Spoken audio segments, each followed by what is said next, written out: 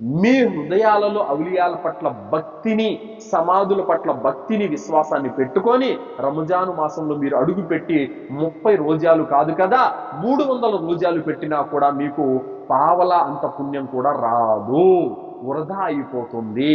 అలాగే మీరు ఒంటి మీద తాయెత్తులు, దారాలు, ఈ మూఢనమ్మకాలు, వాస్తులు, శకునాలు, జ్యోతిష్యం లాంటి యొక్క విశ్వాసాలు మరియు ఆచరణలు మీ యొక్క ఇంట్లో, మీ శరీరంలో అలాగే పెట్టుకొని మీరు రంజాన్లో అడుగుపెట్టి మీరు ఎన్ని తరావీ నమాజులు చేసినా, ఎంతమందికి ఇఫ్తార్లు తినిపించినా, ఎన్ని సహరీలు చేసినా మీకు పావలా అంత పుణ్యం కూడా రాదు.